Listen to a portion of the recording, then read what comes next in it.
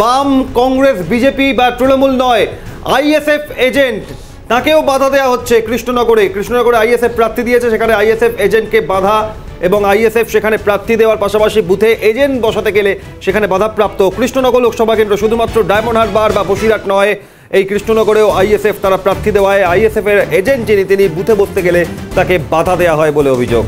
অর্থাৎ কৃষ্ণনগর লোকসভা কেন্দ্রে একদিকে যেমন কৃষ্ণনগরের সিপিএম পরিচালিত পঞ্চায়েত প্রধানের মাথা ফাটল ভোটের দিন, তার কারণ কৃষ্ণনগরে পালিত বেগিয়া এলাকায় পঞ্চায়েত প্রধানের মাথা ফেটেছে, সিপিআইএম কর্মীদের মারধর করা হয়েছে, আর এখানে কৃষ্ণনগরে এই আইএসএফ এজেন্টকে বাধা দেওয়া হচ্ছে। সব মিলিয়ে ভোটের দিন বিরোধী এজেন্ট, বিরোধী যারা বিভিন্ন জায়গায় সমর্থক, তারা ভয় পাচ্ছেন, ভয় দেখানো হচ্ছে। এই অভিযোগ আজও চতুর্থ দফায় একইভাবে আসছে। কৃষ্ণনগরে এবার ইন্ডিয়ান সেকুলার ফ্রন্ট আইএসএফ এর এজেন্টকে বাধা দেওয়া হচ্ছে বলে অভিযোগ। তন্ময় জানাবেন, বিস্তারিত প্রতিনিধি রয়েছেন ফোনে। তন্ময়, কি ঘটনা, কি পরিস্থিতি?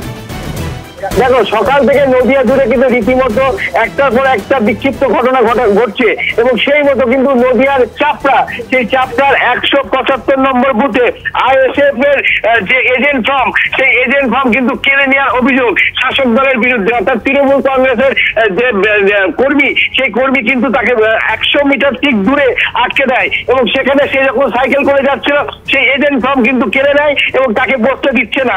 মূলত বারংবার কিন্তু এমনই চিত্র কিন্তু উঠে আসছে এবং আমরা ক্যামেরায় কিন্তু সম্পূর্ণরূপে দেখতে পাচ্ছি তিনি কেড়ে নিয়ে এবং ঠিক দেখতে পাচ্ছি যে 200 মিটার যে দূরত্ব, সেই দূরত্বের আগে তাকে সাইকেল থেকে নামিয়ে নিয়ে তার কাছ থেকে কেড়ে নিয়ে যেতে দেয়নি। কারণ মূলত আইএসএফ যদি যায় সেখানে কিন্তু তাদের ভেতরে কোনো ঘটনা বা কোনো কিছু করতে পারবে না, এমনটাই কিন্তু তারা দাবি মনে করে তাদের কিন্তু আটকে দেওয়ার অভিযোগ। এমনটাই কিন্তু চাপড়া এলাকার ঘটনা।